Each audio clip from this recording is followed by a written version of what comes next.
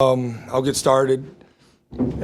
This was such a unique game, and first and foremost because they're a good team, and we needed certainly to play well to win this game, but we needed to play well and grow in some areas, and I felt like we did tonight.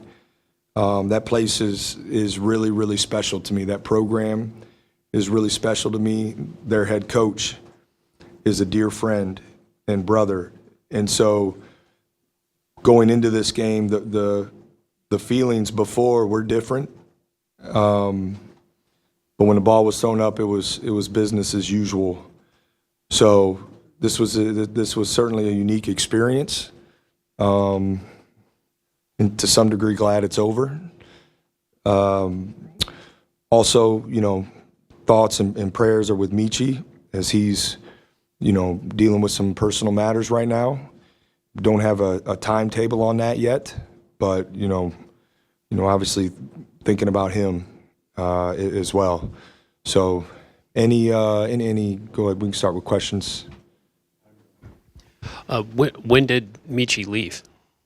Yeah, this has kind of been he and I have been having some dialogue and here the last couple days. So he wasn't able to practice the last couple days. Was whatever he is going through or dealing with, was that impacting any of his play? Did that lead to maybe a conversation or anything? No, Adam, I think I don't think that's something we can get into right now. That'd be pure speculation, I think, at this point. The one thing I know how important family is to him, and he's really important to me. So we're just supporting him through this. And with Aaron, he's been back with you now for more than a week. Where is he in that progression to come back? Like, if he's physically able to play, is he allowed to play? Yes, but he's still got to build up to get there. So wasn't ready to go today. This is kind of an ongoing evaluation, really one day at a time. What does it take to keep rolling with the punches? It just seems like if it's not one guy, it's the next guy, and you're dealing with a lot right now. What does it take to keep rolling with that? Well, I think our toughness and togetherness was on full display tonight, and really proud of the group, proud of the staff, this program, because we have it. It's been challenging, for us, even dating back to June. We spoke about it back then. We haven't had a lot of time together with our full team. And so certainly, we're not the only team in college basketball experiencing that, but it does, when there's so much newness in our program, it presents challenges. But I think, listen, we've continued to grow, which is important. It's important for us to do that throughout the conclusion of this non-conference season. But it's made for several adjustments, on the fly. And I'm proud of our guys for doing that. Why play this game? It's going to be emotional. You're not going to enjoy the process of it. Why put yourself through this? Scheduling is tricky. There's a lot of things that go into it. And I think Roger and I talk regularly. It got brought up. He was looking for a game around a certain date. We were looking for a game around a certain day. It was not either of our first choice, I think, to do. But between the dates, how they have to align, and really as the spring progresses, windows shrink and opportunities to schedule teams shrink, and it aligned for both of us. So, we said, all right, let's do it. And then you were known for being a gritty hustle player. Micah makes that steal at the end of the first half. I've seen that play happen before when you wore a jersey like this. Like, does that make you proud to see a play like that, knowing how much that turns and flips the game going into halftime? I think it was very easy for me to play as hard as I played because I loved that place and I loved the people that I played for.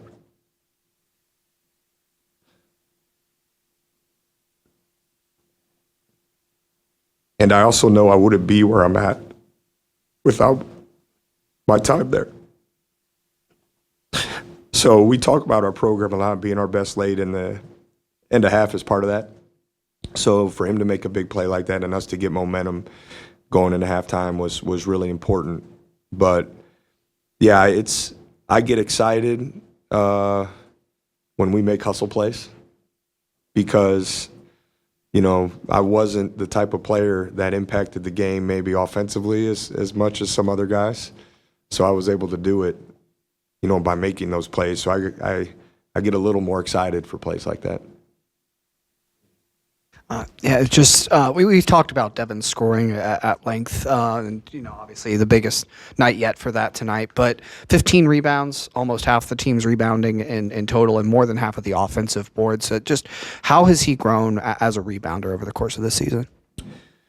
Well, I think, and I've talked about this. He's always had a knack for it, you know, but he's playing with a great deal of effort right now. When you add that effort with the instincts that he has, and he's got some certainly gifts, right? He's got size, he's got length, he's got a quick jump. So, but I'm just most proud of the consistent work he's put in. And, you know, he and I have had a lot of conversations about the benefits of that. And to see it come to fruition for him is just, I'm just really proud of him. And I have a great deal of belief in him. And I think he's playing with a great deal of confidence. So, you know, he's able to have, he earned the right to have a night like this. And 34 minutes for John, obviously guard depth. You guys are going to have to rely on him and Bruce and Micah for a lot of minutes and until Beachy gets back. Just what'd you see from him in those 34 minutes, and what's it going to take to sustain the kind of effort you're demanding for, you know, that long a period from a freshman? Well, listen, he's a really good player. I know he's a young player, but he's a really good player. And it's evident in his 5 assists, no turnovers, and his improvement defensively. You know, he's been spending extra time to get better on that side of the ball after practice, watching film. And I thought there were a couple plays that he made defensively that he hadn't made yet, and it was a sign of great growth. He is a gifted player. There's no question about it. Said this, he's not a shooter. He's a complete offensive player. Like he can score in ball screens, he can read ball screens and create for others. He can get to the rim. And I thought he played great, and then you look and he's 3 for 11, you know, but that shows you what type of player he can be. That when he's not, you know, shooting 8 for 11, he can still be a great player. So his growth, you know, over the last few weeks has been really impressive, and again, another guy who's earned it with the work he's put in. Jake, you've talked about once or twice your freshman year at Valparaiso when you called your dad and said, "Coach doesn't like me, I don't think I'm going to stick it out here," and you said that your dad, in just a few words, told you that you were going to. Have you ever had the chance to kind of stop and think and wonder how the path would have changed if you wouldn't have stuck it out at Valpo when you thought maybe you would leave? Yeah, well, first off, if you know Homer Drew at all, you know he doesn't not like anybody. So that's how messed up I was. That's how messed up I was as a freshman, and my dad gave me, you know, probably could be the best advice I ever had. But you know, from the way I got to Valpo, to conversations like that, to the influence, you know, like I just feel like my steps were ordered by God to get there, because I had committed to West Point as a junior. They were recruiting my brother. That didn't work out. All of a sudden, we're driving up to Valpo because it's late senior year, and we're thinking, man, now we're going to have to pay for college. And so I think all of this was ordered, and I believe that. So, and I don't think it's any surprise that when I got there and had to fight through some adversity, you know, was led to believe in Christ when I was there, which, you know, put a passion in my heart to go into coaching. I didn't go to college. I didn't go to Valpo thinking I wanted to go in coaching. Both my parents were lifelong educators. My dad coached forever. And I thought, man, I want to go own my own business. Like, I don't want to do that. And so the whole course of my life, was changed when, I ended up at Valpo, and Valpo was a launch pad for me for the rest of my life. And so, thank goodness my dad, told me to never call him again talking about that. And I had a coach who actually loved me and didn't hate me like I thought as a freshman and forced me to grow and get better. And so I'm just forever grateful for that place and that man back there. Do you think you guys responded differently in practice after that Auburn game versus the Maryland game? Because, after the Maryland game, a big loss, I'm sure it was like a little shocking in the next practice and the next film. But then when it happens again in Auburn, did you notice any differences in how the tone of practice and how those guys acted in practice after the Auburn game? Coming out of Auburn, I think first off, they're really, really good. And they were extremely good on that day, and coupled with us not being near what we're capable of, it was an outcome we were absolutely disappointed in, and one we did not move on from and just pretend didn't happen. We watched it, we addressed, we had some real honest conversations, and then, like this group has all year, they responded. So our leadership deserves a ton of credit for that. I think the biggest difference in practice the last couple of days was the dialogue that existed within the confines of the court, player to player. It's something we've been talking about and fighting for and challenging guys to do, because that ultimately is what helps you handle the adversity of the game, right? You can coach in timeouts and you can coach in between the stoppage of plays, but there's plenty of opportunity for communication and dialogue to exist. And I thought our communication the last couple of days in practice, when I say ours, I'm talking about player to player, was great. It was great. And you saw more of that tonight. We still got some room to grow in that area, but that's a really, really important ingredient to handling the adversity of a game, specifically against a good team, handling that adversity well.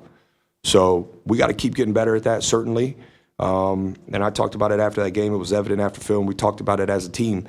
When that adversity hit, the answer has to be one of us playing together. We don't have selfish guys, but we tried to make one-on-one plays, which doesn't work against good teams. Like, the ball has to move. You got to be connected and cover for each other defensively. And we did that tonight. We did that really well tonight against, again, a high-powered offensive team. There were multiple times where baskets were taken away by guys covering for each other. It's going to be critical for us moving forward in every game we play. Certainly got to be able to do it on Saturday. But, yeah, I'm really proud of how our teams responded, but not surprised with the way we responded, because I know what we're made of in that locker room. And, now we just got to get better in the moment. And I thought we took a step forward with that tonight. You talked about coming through adversity when you were at Valpo. You obviously have had to do that this year with guys being out and things like that. How has that helped you? And maybe there's other examples too throughout your coaching career, but how has that helped you kind of get through this as you're playing some of those games, the Auburn game, the Maryland game, knowing you're not whole, and if other guys were in there, maybe it's a different outcome? I think it'd be very easy to sit back and think about what could be going into a game, but we're going into a game with an expectation to play to our standard, and look at this non-conference schedule that we've had as great opportunities for us to perform well and get results. So when we're prepping, when we're preparing, I can assure you we're not thinking about what could be because of what we may be missing. We go to work on a daily basis. There's a standard that we operate with when we walk into this building, with an urgency and aggressiveness, a togetherness. And, when practice hits, it's the guys on the court. That's what we have to focus on. And with who's available going into the game, that's what we focus on. Now, certainly I'd love to get as many guys back as we can, right? And our guys are working towards that. So, I'm just not one that's wired necessarily to think about what could be. But, hey, we have a job to do. And right now our job is to continue to push the envelope to grow. We got to continue to grow. We got to continue to establish the standard and those things that we want to be about on a daily basis and nightly basis when we're playing under the bright lights. And we are taking steps forward in that. It's going to be critical for us to keep doing it. This will not be the last time we face adversity. We got 18 Big Ten games coming up and a top 5 team coming up. So, but I know that we got a really, really good team in that locker room when we play together and we execute and we play with toughness. So we got to keep fighting to do that as much as we possibly can in those 40 minutes when that clock is running. When it comes to Aaron, I think from the outside it seems strange. Just he's back, but he's not playing and whatnot. Can you share what he's able to do and where he needs to get before you're comfortable with him back on the court? Well, I think there's a level that he needs to play at and practice reps that he's got to get at to where he's able to get out there and certainly play well for him, but also for us. And I just wish I could say, yeah, hey, it's a this day thing, right? And listen, we got sports science involved, like our whole performance team it's all hands on deck. So it's, believe me, it would help us, right, if we had this exact timeline or time frame, but it really is a day-to-day thing right now.